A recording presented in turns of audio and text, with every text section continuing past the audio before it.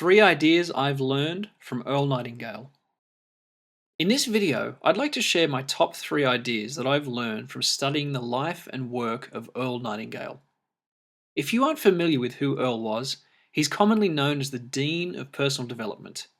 He's responsible for kicking off the audio personal development movement, first through recordings and then through his radio broadcasts across the world.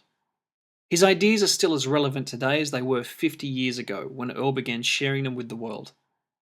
Personally, I've been a fan of his since a very young age, and his ideas have helped me to create a lot of success in my personal and business life. I believe the easiest way to get ahead is to leverage the successful lessons of others. Earl spent his entire life studying the secrets of success, so leveraging his ideas is a way to supercharge your potential for success.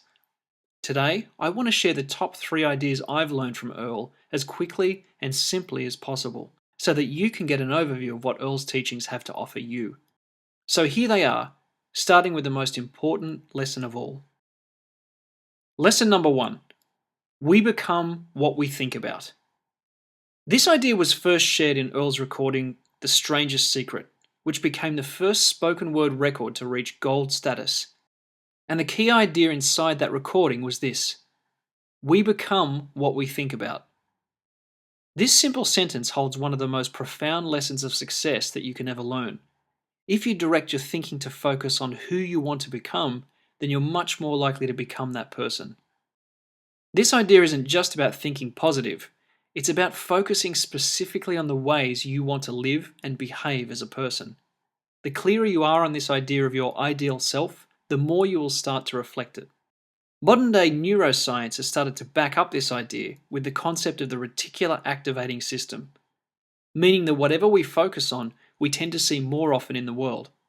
We delete everything that isn't important or relevant to us, and narrow our field of vision onto those things that we habitually identify with.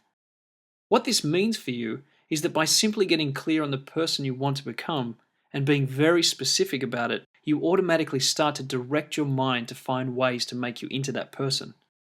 The proof of this idea is in looking back 5 years ago in your own life. Whatever you focused on back then is likely to be a part of who you are today. If you had clear goals back then and kept them consciously in front of you, it's likely that some or all of them are part of your life today.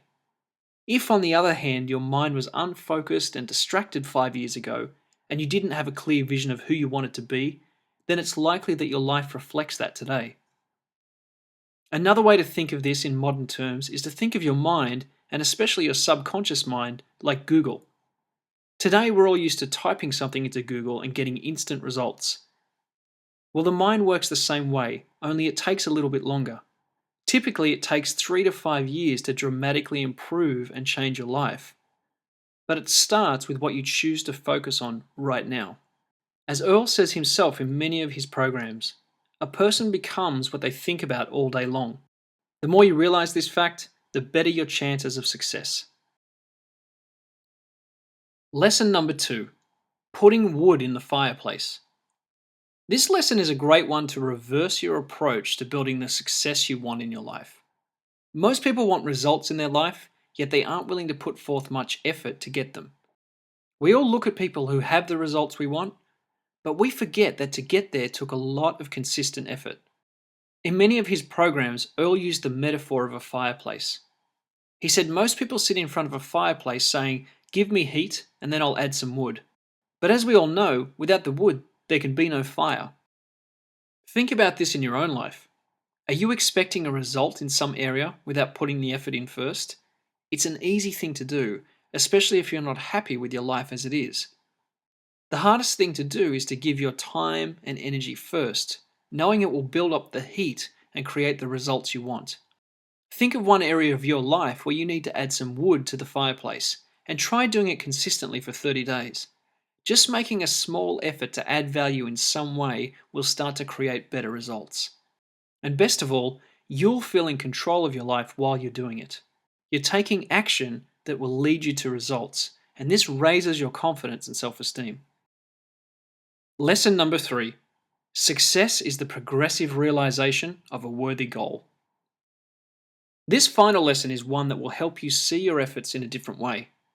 In many of his talks, Earl mentions that the best definition of success that he ever found was this: success is the progressive realization of a worthy goal.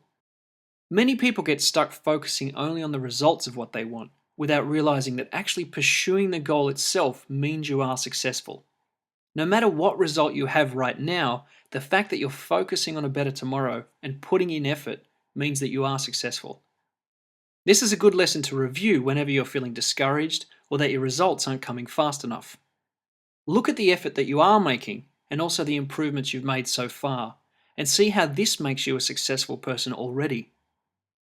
If a person is in pursuit of the things that they want to be, do, or have, and they're making the effort, then the success they seek is already theirs. This idea takes some time to really grasp clearly, but keep it in your mind and you will start to see that it's true. If you are looking at other people striving to improve, you can see how they are successful just through the act of striving. And you are also successful as long as you keep progressively realizing your goals. These three ideas, while simple, are profound, and they build the core of a successful life, if only we will follow them. My suggestion is to rewatch this video several times to really embed them into your thinking patterns.